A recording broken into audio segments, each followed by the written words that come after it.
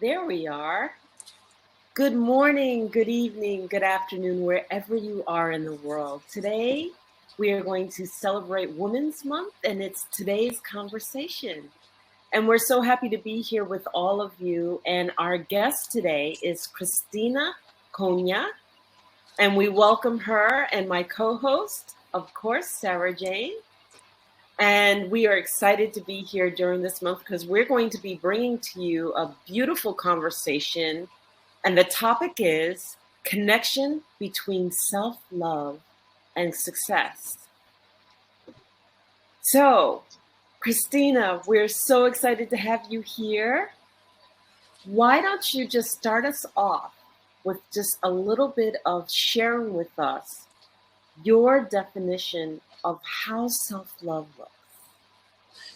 Thank you so much. Before answering your question, I just would love to say thank you so much to both of you, Enolia and Sara Jane, for having me your today's conversation. It's a really honor. I'm really excited because this is I think the first time, and actually I'm on the other side. And to answer your question, I decided, and I think that this is also a form of self-love when you allow yourself to open up to others, not just question others, but let others to ask questions from you.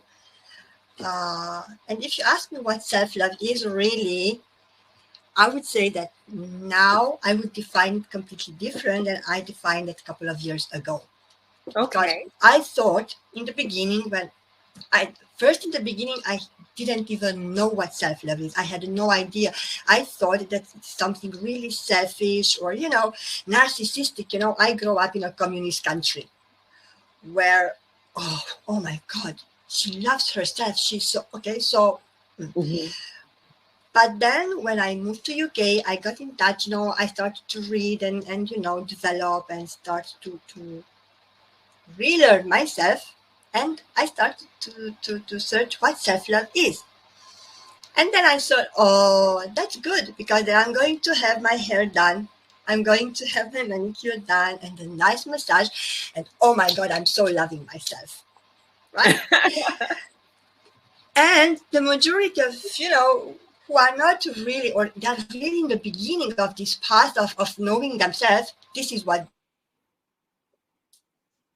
Oh, yeah, Krisztina, but I have a massage. I'm doing this. I'm doing that. So I love myself. And I said, no, because really loving yourself, it means accepting yourself just the way you are with all the goods and bads.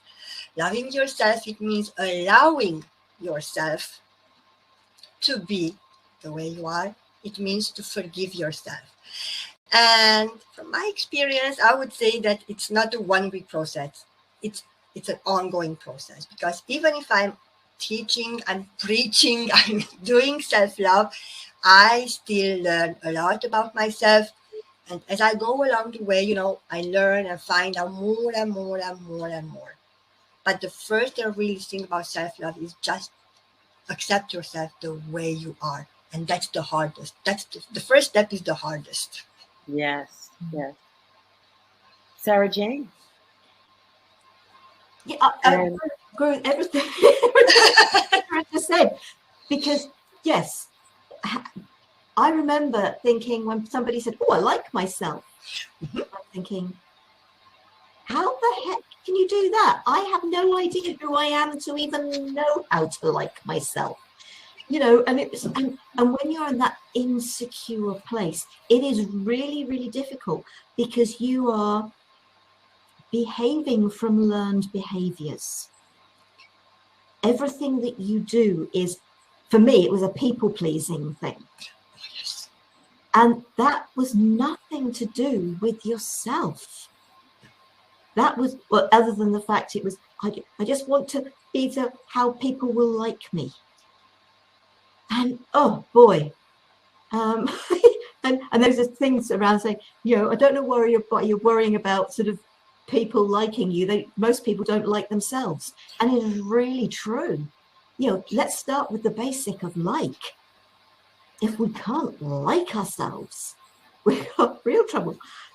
So loving yourself is, go into that selfish thing. You know, and when I talk to my mother, and it's just like, and she still sees that. The talk about loving yourself, she still sees it as being the selfish aspect, rather than being that aspect of saying, I am going to be true to me.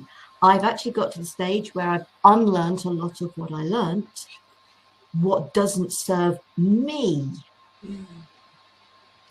and learn what helps me to be true to me, for me to feel comfortable in my own skin, so that I can actually support others way more by loving and honoring myself. The forgiveness of self, absolutely essential. Couldn't agree more. And so the loving of self is that acceptance, that trusting of self. And if something doesn't feel right to you, saying, no, that's not for me. If that feels right for you, great, go do it. It's not for me.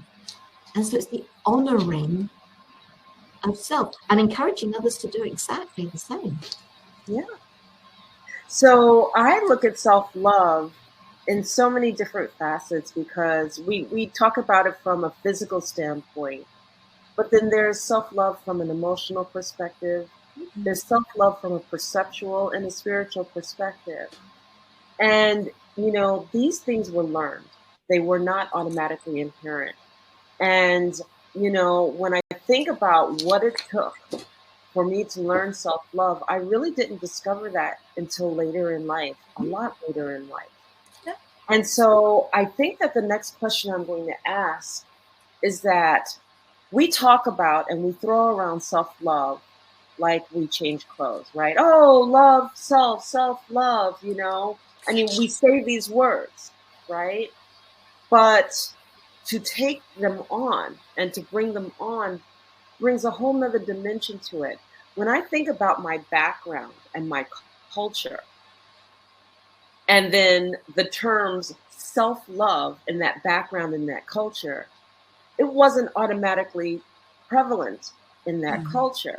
Now, Krisztina, you mentioned that you came up in a communist country.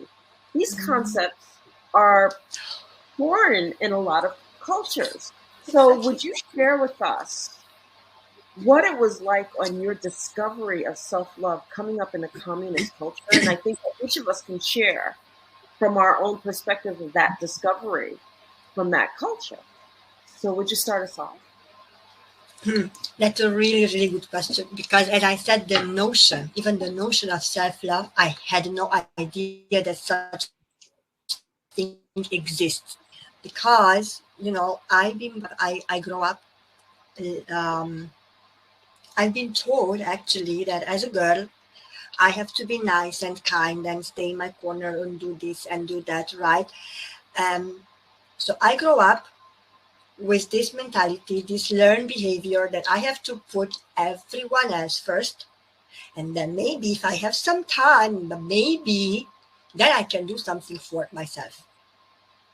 But we never had time to do something for ourselves. Therefore, we just do for others, right? Then I was early 20s when I ran away from home. I moved countries. I moved to Hungary. I lived there for 14 years, doing the same thing what I've done in Romania. Pleasing others, working hard, trying so hard, trying too much to please others, trying too much to be perfect, right? Trying too much to fit in. This is the word what they use nowadays, trying too much to fit in. And then actually when I came to London, which is a multicultural city with different colors, different cultures, different, everything is a mix, that this was the place where actually I kind of started to open my eyes. Because until then, and I was almost 40, because until then, it was like, you know, when you cannot see the whole wood, the whole, but one single tree.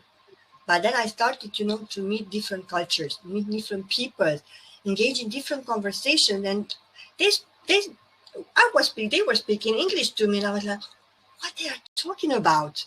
I have no idea. They were talking about spirituality and about divine and about, loving yourself and forgiveness. And I was like, what's that? Right? But Krisztina, being a very curious person, I was like, okay, I'm going to find out. No. There's no, what's that? I'm going to prove you that you're wrong. That time, Krisztina. And I started to learn and read. And I realized that, oh my goodness, I know nothing. And from that, I always love to read and learn. The journey started actually not on working on myself, but reading about it, finding out what it is self-love, what spirituality is. I thought in the beginning that it's something hoodoo, where people dancing around the fire. This is how I grew up. I had no idea what's that. Singing, and I was like, oh, those are people, those spiritual people. So I started to read to get to know exactly what the notion of spirituality, divine, and all this kind of stuff means. This is how it started. And when I got familiar with notions, first like self-love, self-awareness, I didn't know what self-awareness, self-worth. I never heard what's that self-worth, how do you work? And I started to think, how do you value self-worth? It means that I have to give a number. I value, what's my value, 50,000? This is what I thought. And I was almost 40. So this is really about, it's not about ignorance, it's about how open-minded a nation, how open-minded a community is. What you learn from your parents is you learn what they know. They didn't know that something else exists. This is what I learned, right? And I say I was really, really lucky to get a little bit out. The world is wide, the world is big, really. And when you are not, just in your little bubble, thinking that the way how you do is nice and good, even if it's not. When you try and see from different perspectives, then actually the world is open up to you. Then is the moment when you realize that you know nothing. And if you are willing to learn, that you will find out a lot of things, not about other people, but about yourself first. And that was huge. I remember the first time, the really first exercise, it was really hard for me to do. It was looking in the mirror and actually seeing myself. It was really hard. Mm-hmm. I worked with the coach, and she said, Krisztina, okay, this is, try not just to look, but really see yourself. And I'm looking in the mirror. I don't really like what I see. I just do my makeup. And this is what majority of us really do. You look in the mirror, you do the makeup, a little bit here, a little bit here. Oh, my cheeks look nice, a little bit of red, and that's it. But you didn't see the person. You did not see the soul. You were looking back to the mirror. So I answered just stop me if I talk too much, please, because I tend to talk a lot. And you asked me about that. But yes, the notion of self-love, no. Yeah. But when you try to open, you go and try to find out things, that everything gets open up. But you really need to be open-minded, open-hearted, and ready to learn, really. Yeah. Sara Jane, we're going to go to you.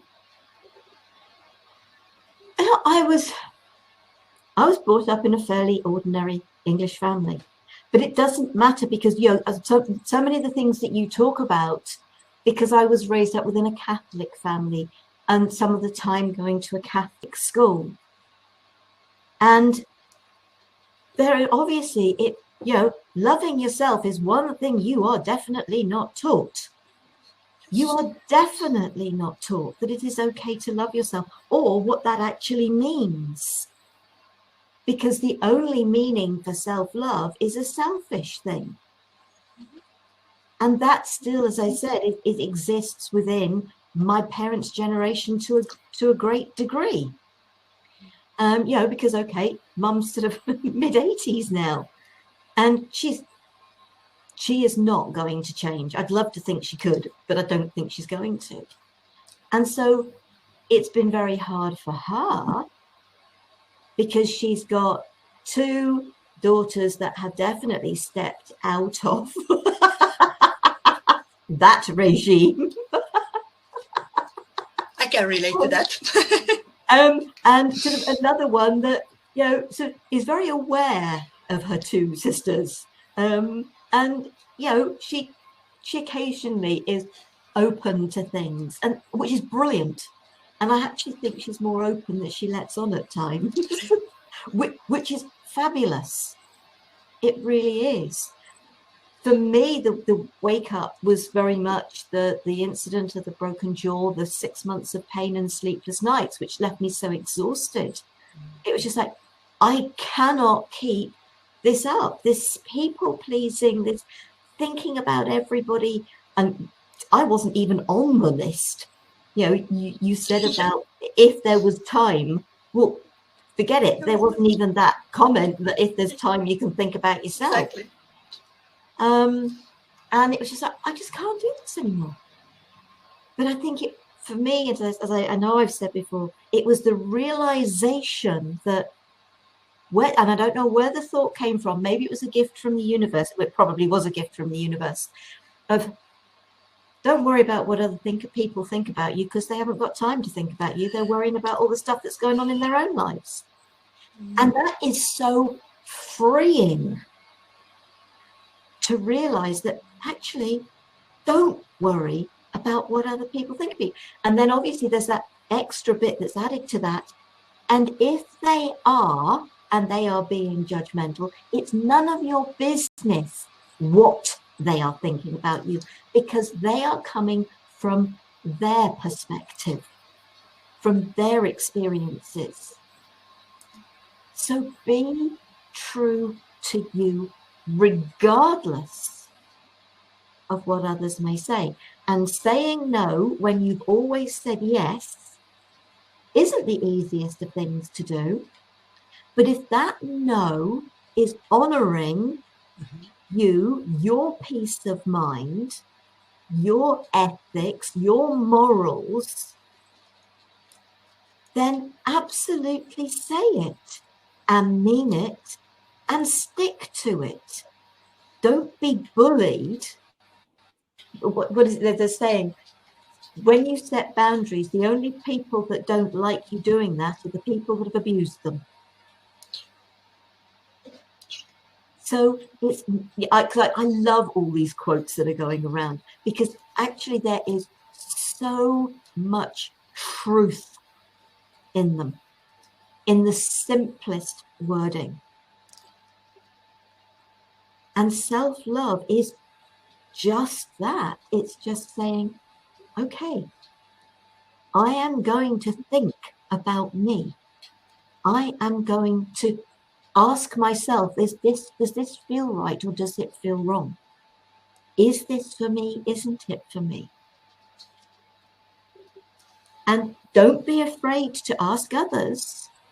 And if there's reaction, if you want support, want help, if they say no, fine, it's not for them. It's for you, and it might be for someone else, but maybe you've just got to do it yourself. It's honoring you. And no,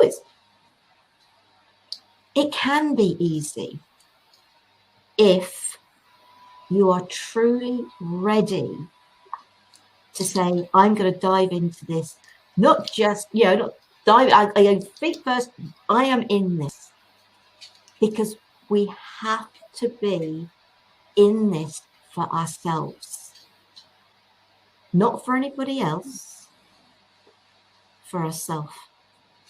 Enolia. So I'm sitting here thinking about this, and I really want to bring in that cultural perspective. So I think about my own culture, and I grew up in the 60s, and, coming up, I knew about free love. My sister was a product of, my sister's 15 years older. So it was just like, she was grown, I was young, and I realized that, hot pants, free love, and woohoo, I'm going to get whatever I want to get, But that wasn't self-love. I grew up knowing that my parents loved me, cared about me. I grew up knowing that in relationship, there was sacrifice.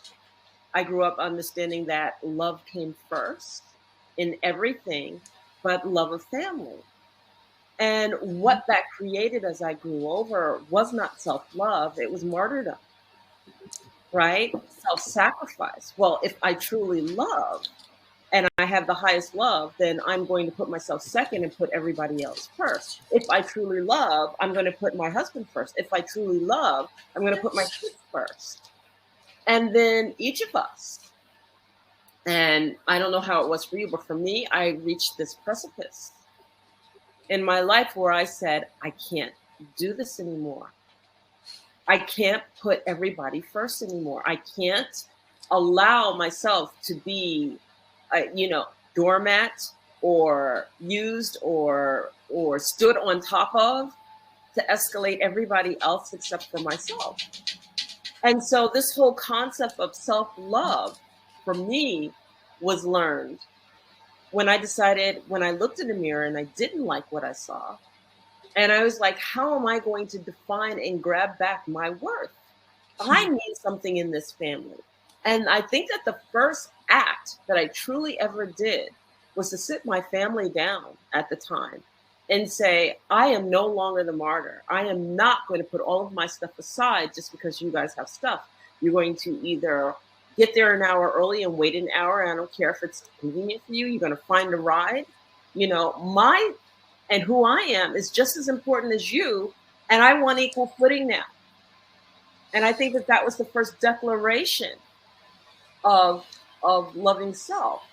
And then from there, reading and everything else, and then understanding that I need to take care of myself. It's just not that the fact that I like to get my hair done or my nails done, but that this nurturing piece, because all I was doing as a mother and as a wife was nurturing others and giving to other people, that I needed that back. And if I couldn't get that back from others, who was going to give it back to me except me? And I talk about that on a physical plane. And we understand what that means emotionally, and we understand what that means in every other aspect. And I look at cultures, like I'm in a culture where that's just not even considered. When you're in a culture and it's like you are groomed as a woman to be the martyr, to take care of other people and to put other people first, the whole relationship and any relationship that you have until you're old enough to dictate that the younger people do that to others. Self-love is not an easy concept. It really isn't. And to embrace it and to act it and be it is really, really something that you have to transcend to. And so in saying that transcendence, I want to bring into our next level, which is that, and I'm going to tie this back to success. We'll get there.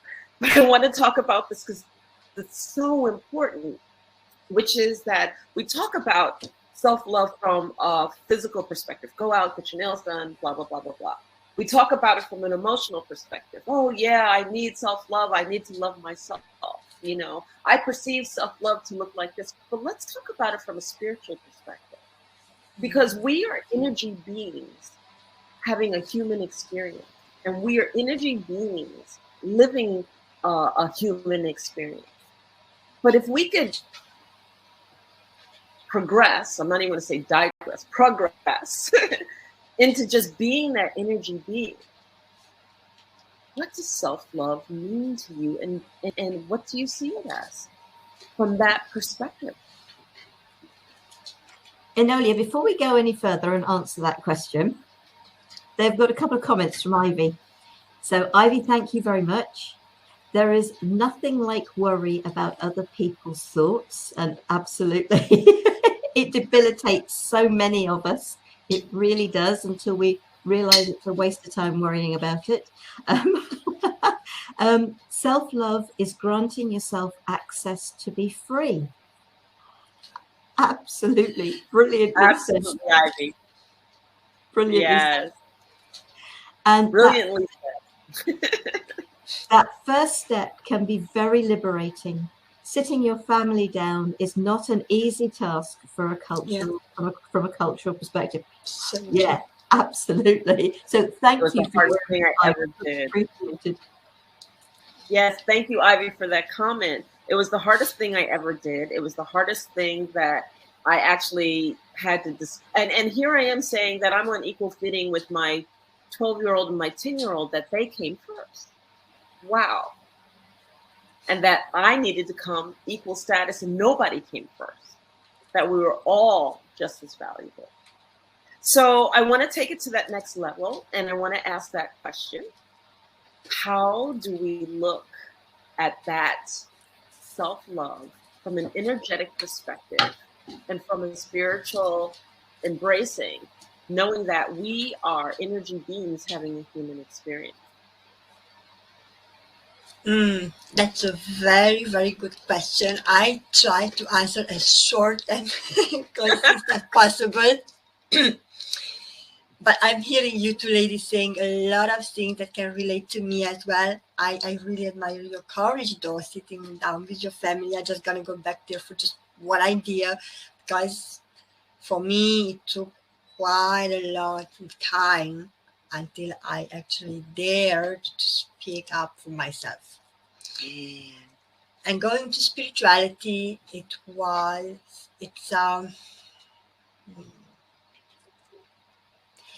I'm going to say that I learned that when my daughter was born, I decided that I'm going to do everything in my power to give her a life which is completely different than my one. And this is actually how my journey in spirituality started. And this is how I learned that whatever I'm healing in myself, I'm healing in my daughter and in my whole lineage. This is how I learned that I am nothing else but energy. I had no idea about this, but the subject fascinated me and I started to learn and experience, and then I closed my eyes, and when I started to feel, to get into that was the moment when I said, okay, I am much more than a tattooed girl. I am much more than a mother.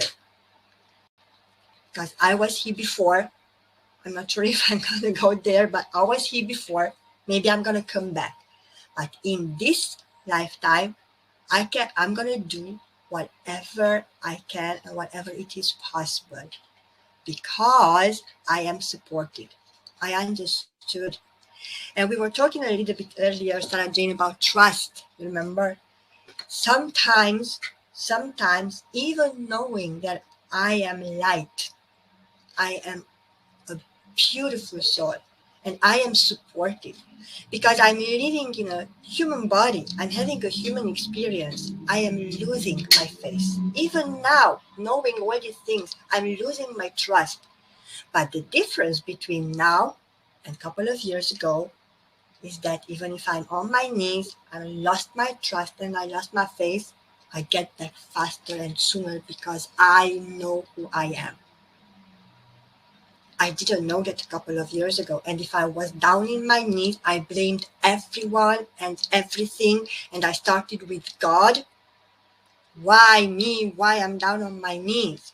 But now I say, okay, I'm down. It means I have to learn a lesson. What's my lesson?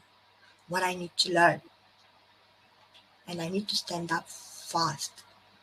And I'm doing that because, as I said, whatever I'm healing in myself, I discover in myself, whatever I am unlearning, and that means new I'm learning, I give that to my daughter. And she's going to bring the light. And oh my God, she's an 11-year kid, but trust me, I learn more from her than from any other adult. And this is who I am, just light. And this is who you are, ladies, just light. But understanding that you are light and you are divine.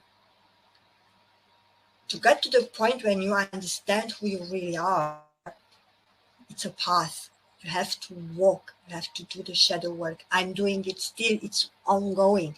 You have to really go deep inside you and try to understand and try to accept the fact that you are not just flesh and blood, okay? You are much more than that.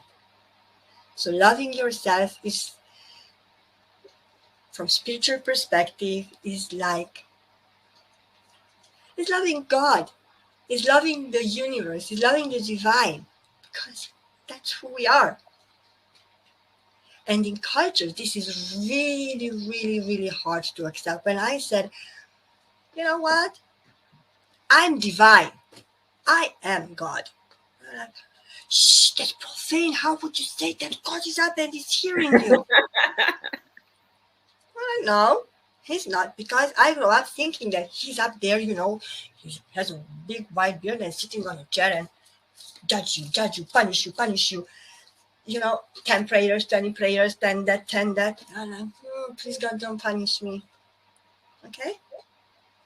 But when I understood that, no, he's not up there and I'm down here, he's everywhere. He is with me, within me, in you and within you, and he's in this flower and my cat, and in the waterfall. That was the moment. And I said, this means love, really. And self-love, actually, self-love is it's a very popular term right now. Like spirituality and awakening and all kind of stuff. It got very popular. It lost the meaning, right? We take a word, we take something and we make something ordinary out of it. Because this is how we are, right? But actually the terminology, the self-love, it goes way back thousands of years. Thousands of years. It's not a new notion. It's not something invented now. But what we are doing right now is that we are using it so much, self-love here, self-love up, self-love down, that it's going to lose its power. It's going to lose its significance. And this is what we do with every word. We are doing this with spirituality. Oh, I'm a spiritual person. Everybody now is a spiritual person. But when you ask a spiritual person, what does it mean, spirituality? They were like, okay. So this is what happens because of media, because of things, and because of us not willing really to go deep and find, the middle, the root, and accepting everything what we are taught. And I love what you said, Sara Jane, a little bit earlier about, about people pleasing and stuff like that, and learning and not learning things, because we have, I think 90% of our behavior are learned behaviors and habits, really. And even the fact how to love, we have been taught how to love. But question that, is that their perspective or mine? How I love, what love means for me. Beautiful. Talking again a lot. Guys, stop me. We're going to cut over to Sara Jane real quick. Yeah. The spiritual side of things. I was raised a Catholic. In fact, at the time I went and did my level 1 Reiki, which was, I was looking for something that I could do to help me. And I think support me. And I don't even think there was a particular thought of level. It was just, I couldn't learn massage because you can't learn massage yourself. It was, what can I do for me? And it was that Reiki. The first person you treat is yourself. It's not about anybody else to start with. It's about you. And I thought, yes, that's obviously what I'm looking for, because I suppose without realizing it, I put it out there. What can I learn for me? And doing my level 1 Reiki, learning about the sound energy, learning about things like techniques like metamorphic techniques, but also learning about your chakras, and then being given the book Conversations with God. Now, God isn't actually a word I tend to use very much anymore. I think of creator, great mystery, source. That's my form of terminology that I tend to use, because it's about the whole. It is about what we are, every single one of us are connected to. and are a part of, and is a part of us. And then I started sort of, and the Conversations with God books, they just made, not initially, that I struggled with some aspects, but by the time I'd finished reading book 3, it just made so much sense to me. It really did. If you like, life made sense. That was one of the biggest things. But then I also did some workshops, and they were referred to as Lords of Melchizedek workshops. They were energy workshops. And the very first one I went to, I was getting into the car in the morning, and I was thinking, what the heck are you going for, Sarah? You don't see things, you don't hear things, you just trust and you know. I said, well, I thought, well, I've paid for it now, I'm going. Oh boy, I did all 10 of the whole series of the Lords of Melchizedek workshops. Boy, the things that were occurring in meditations for me.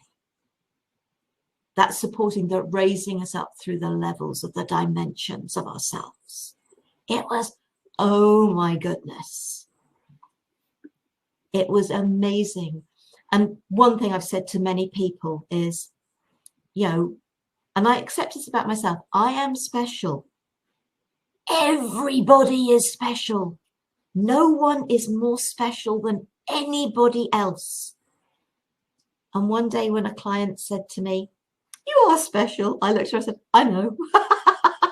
But there was absolutely no conceit in that. Because as far as I am concerned, I am no better than anybody else. But we are all unique in that. And so from the spiritual side of things, it comes to us all differently. It really does come to us all very differently. And so what is speaking to you? What are you feeling in your gut?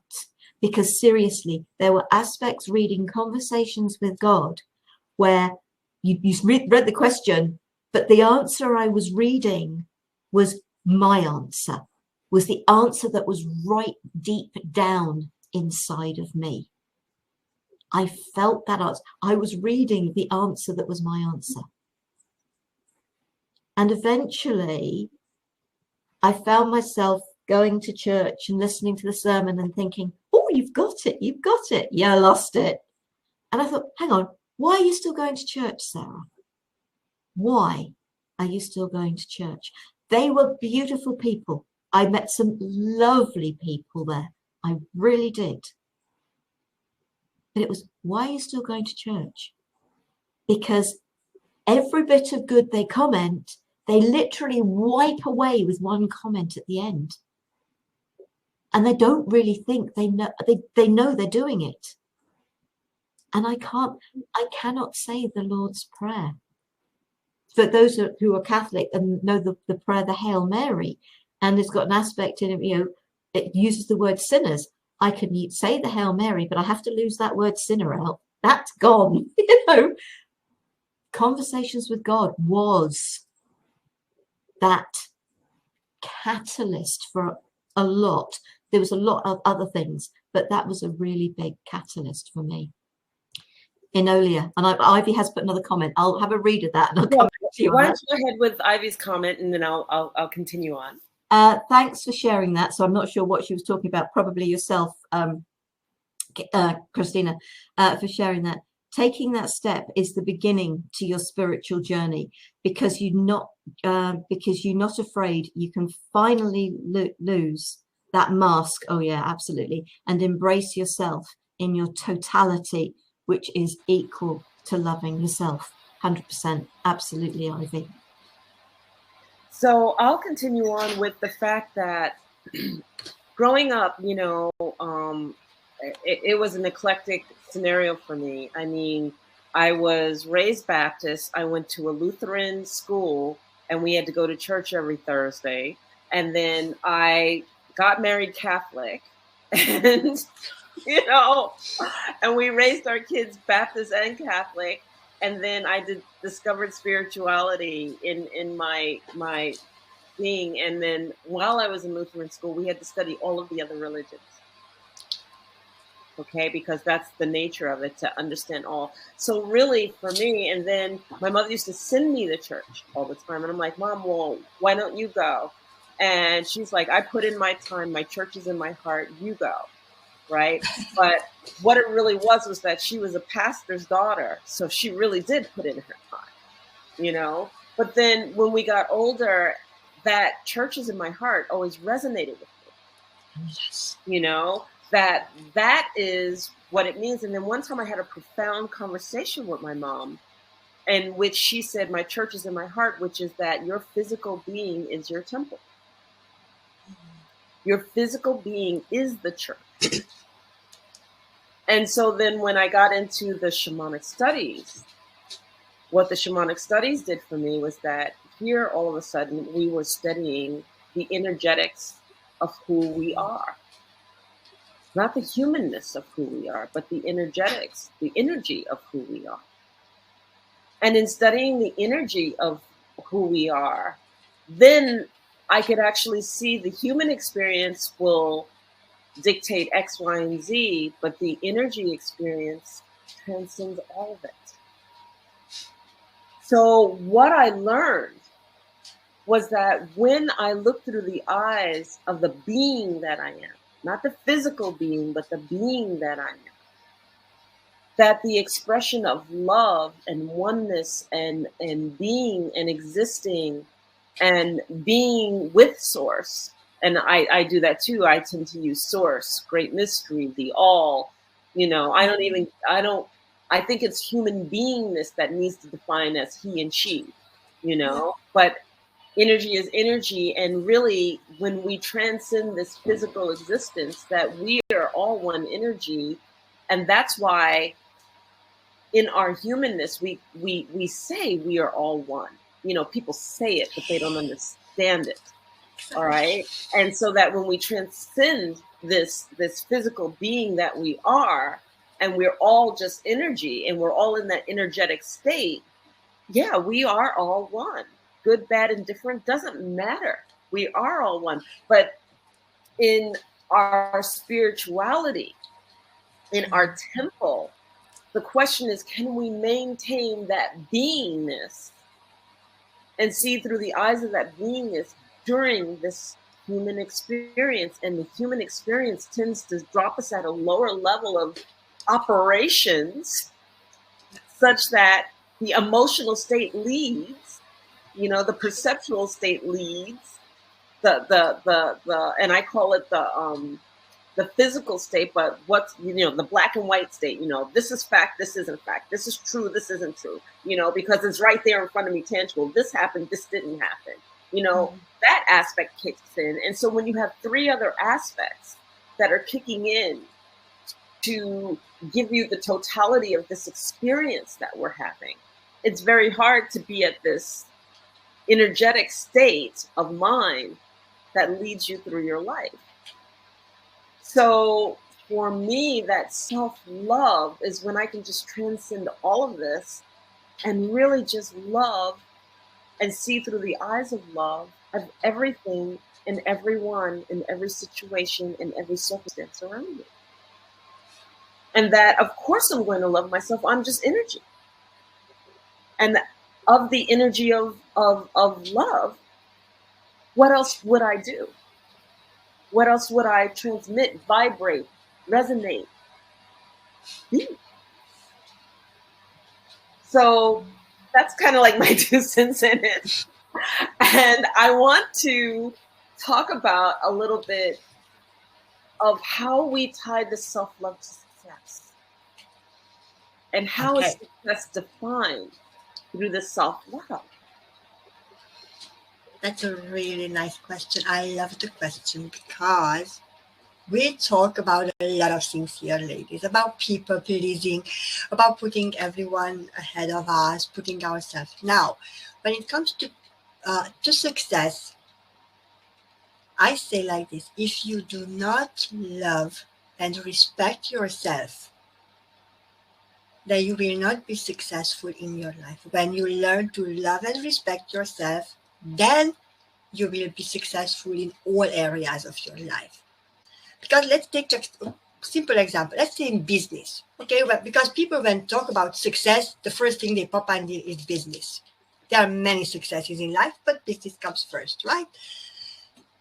Now, how self-love and business is connected, when you lead your business, when you are a leader from heart, not from head, you are a much better leader. You are not a manager anymore, you are a leader.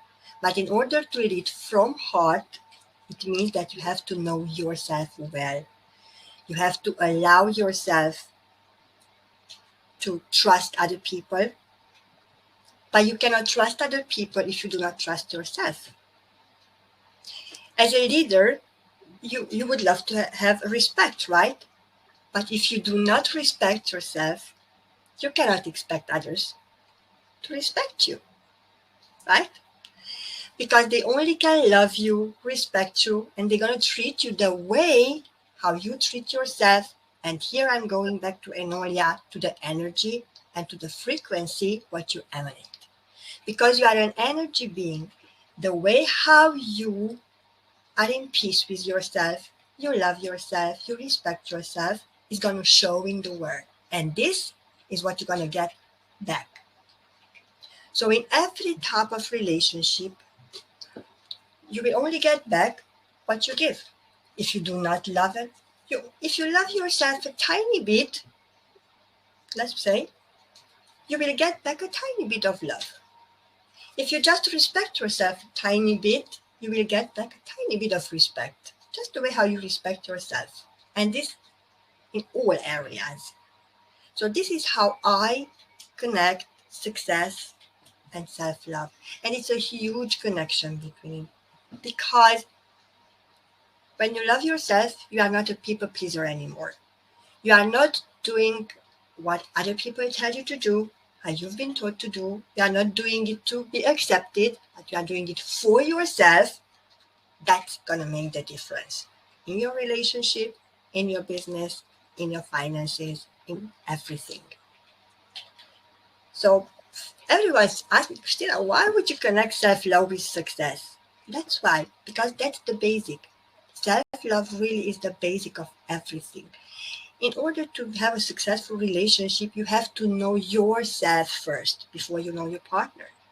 In order to have a really good business relationship, you have to know yourself first. You have to know what are your needs, wants, before you put it out in the world, right?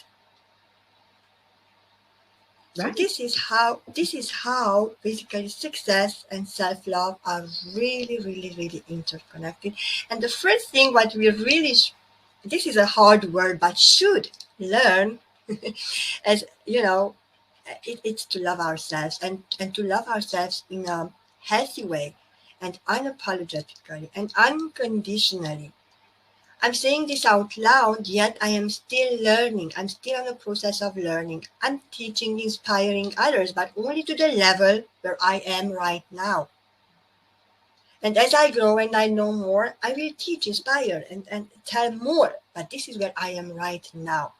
I'm still learning, I'm still going, and I think I'm going to learn this lifetime until the contract is ending. Beautiful. Yeah. Were you finished? Were you finished with that thought? Just one more sentence, that I think that this is the connection really between self-love and success. Because success, it's not just in business. Success means different things to different people, but it's really, really, really a deep, deep, deep connection in between them. Sara Jane?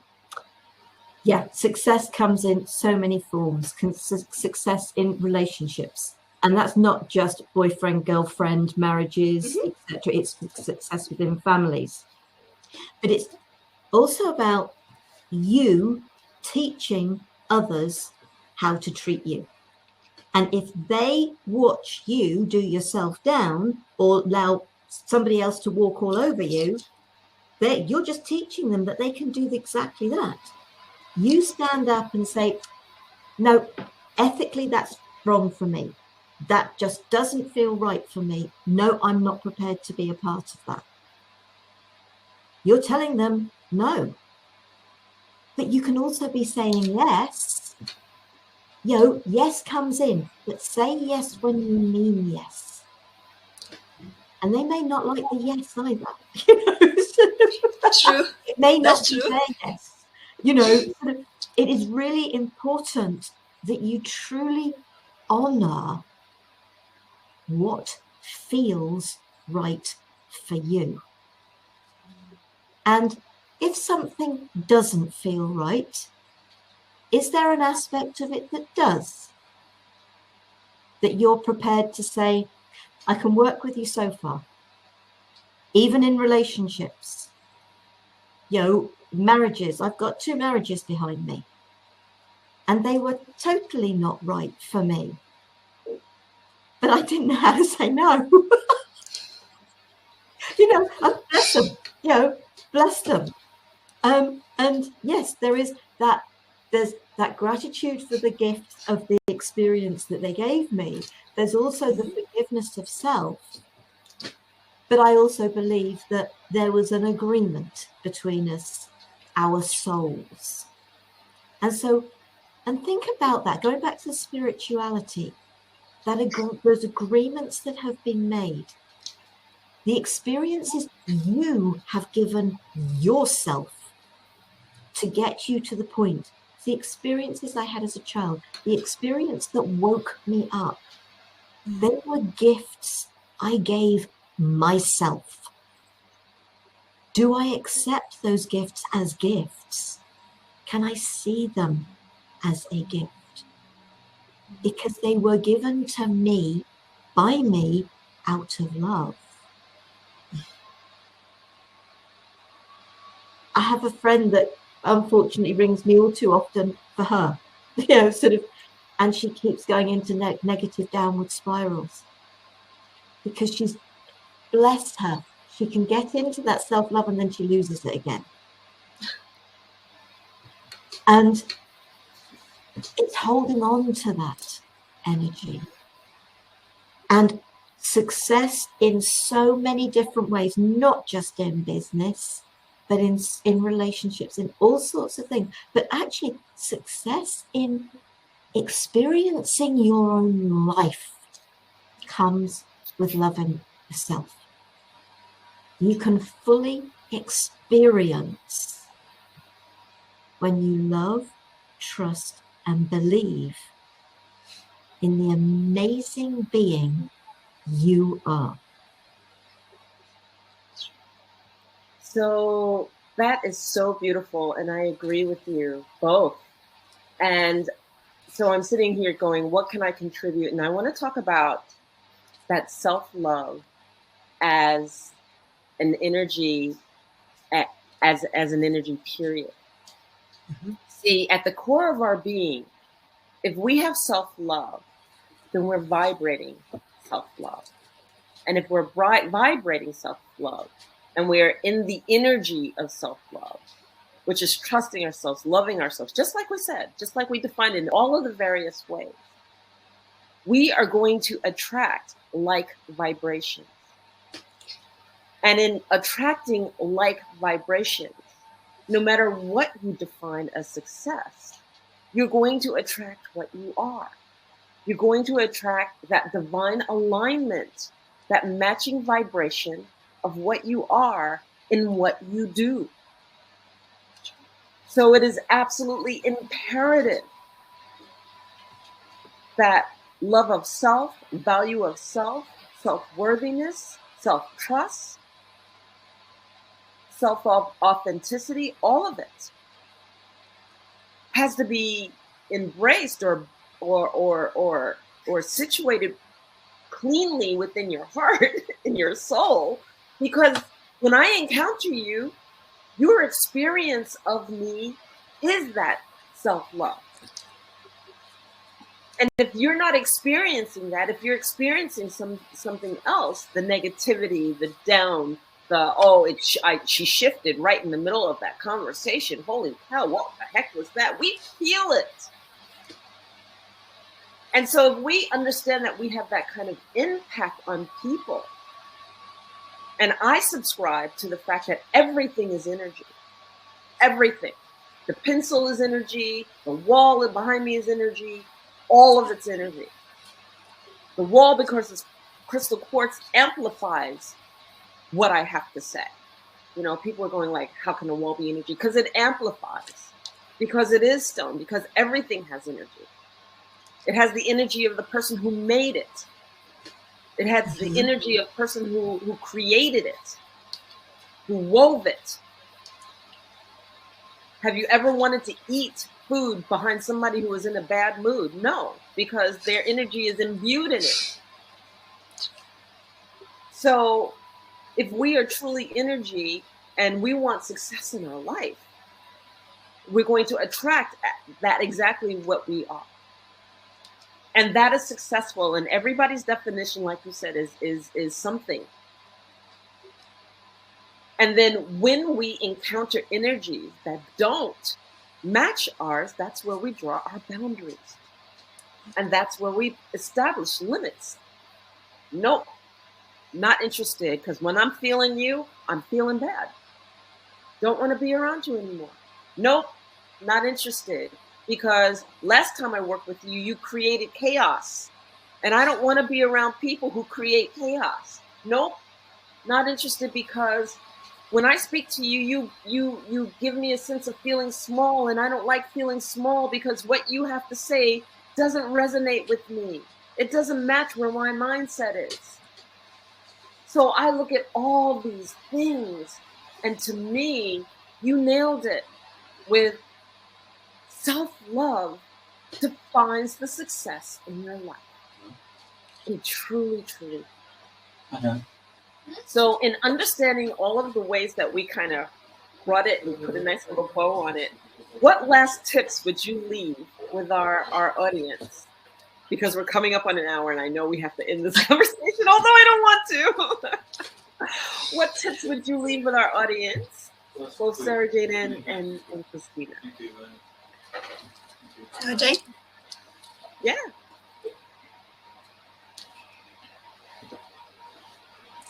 I don't think any of us have found it easy. If you're looking for an easy way, I don't think you're going to find it. But find your own way. Find the books or the meditations or the coach or somebody who's running a workshop. Think about what practices and techniques. Does yoga speak to you, or Pilates speak to you, or Tai Chi speak to you? Find, or having Reiki sessions or whatever, find what speaks to you to support you to find yourself. Because self-love is about finding you, about undoing everything that you've learned, or practically everything you've learned. Okay. And finding what is really, truly you, who you are. And it's not a 5-second or a 5-minute process. I'd say we're all still going through it, and I've been going through it for over 20 years, 25 years, 26 years. But I wouldn't go back and change any of it. I really wouldn't, because where I was to where I am today, and where I was, wouldn't have had the confidence to even think about being on the internet and sharing my thoughts. That is the difference that being confident and comfortable loving yourself makes. Wow. That's so beautifully said, Sara Jane, really. And all what I can add is that based on our conversation from today, really, it might seem hard. It is. I'm not going to say it's easy. But at the end of the day, what I'm saying is that it's worth really going deep, really loving yourself.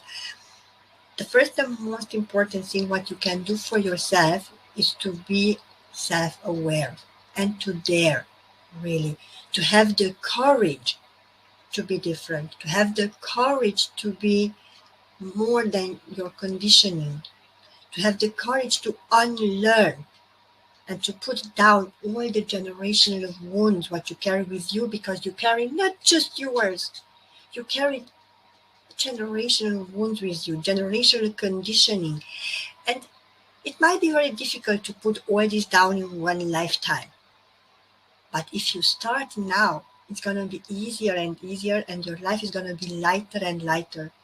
It's an ongoing process, really. And I said, I'm still on it. I'm still on it. I will be on it for a long, long, long time. But the more I learn about myself, the more aware I am, the more connected I am with me, the more lighter I feel. And that's, I mean, come on, that's everything. That really was the work. This is just all what I would love to share. Just to dare to reconnect with who you really are. Yes.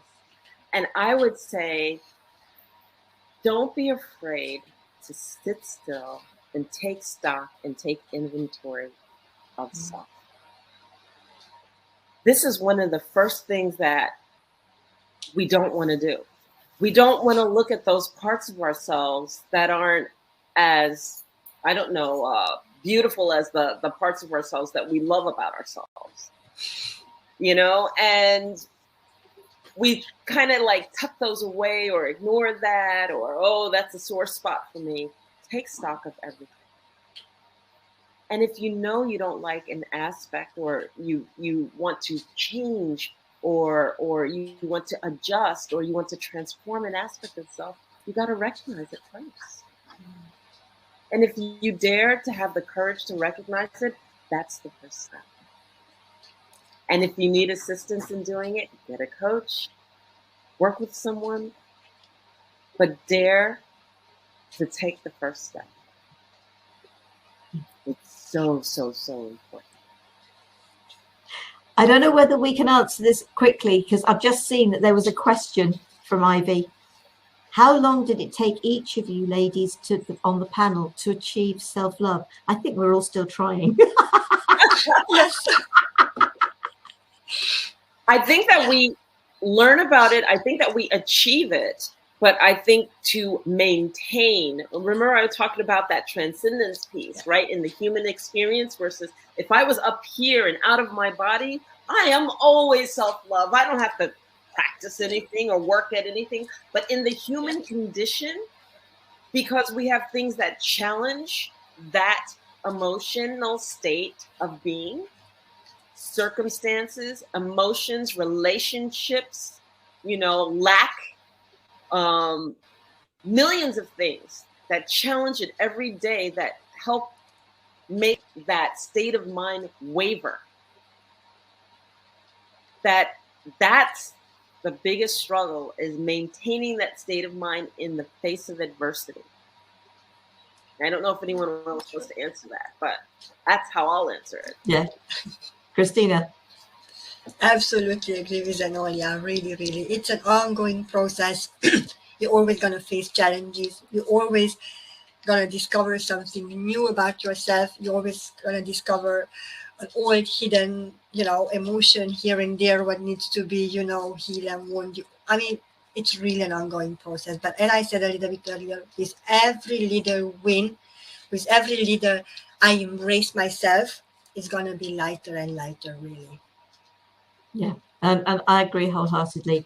The beginning of the process is to take the first step, and you know, and just support yourself, encourage yourself, and you'll be challenged. You will be challenged every step of the way. But the more you learn to love yourself, the more you will be able to meet those challenges. I don't think the challenges ever go away, because we are here to have human experiences. But yeah, as I said, so 26 odd years or something like that. And it's still happening on a daily basis, and it's going to for all of us. So Ivy, I hope that's answered your question. I'm sure it hasn't, actually. Not quite the answers you were expecting.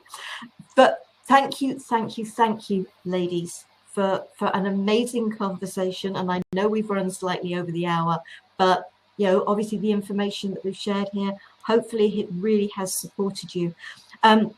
Krisztina, we will make sure that yours, Enolia's and mine information is all put under the YouTube channel. But do you want to just very quickly share your website address if people would like to get in touch with you? Yeah, thank you. I have a brand new website. I'm really happy that it turned out the way it is, because it is created with you in mind. It's www.myname.KristinaKonya.com. Will you spell Krisztina for them, because you don't spell it the normal way? Okay. It's KrystinaKonya.com.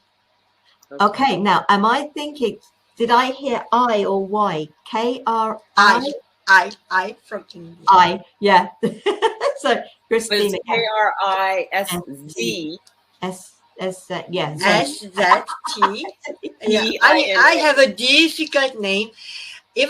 I mean, this is the name I'm using actually right now, Krisztina. My Hungarian name is Gyöngyi, difficult to pronounce, so that's why I stick with Krisztina. My website is KristinaKonya.com. So, Krisztina, thank you for joining us and for sharing us. Obviously, thank you to my co-host, Enolia. Yeah. Thank you so much. And in a fortnight's time, so Wednesday the 23rd of March, we are being joined by Kellen Flukiger. And and I hope I said that right. And our topic is going to be forgiveness, a journey of courage to a place of freedom and power. I hope that you will join us for that. Ivy, thank you, yes, for all the comments you've made. It's much appreciated having your feedback. Thank you, ladies. Thank you, one and all, for watching, whether live or whether the replay video. Take care, everyone. Be safe. Stay well. Namaste to you all. Bye. Bye. Bye.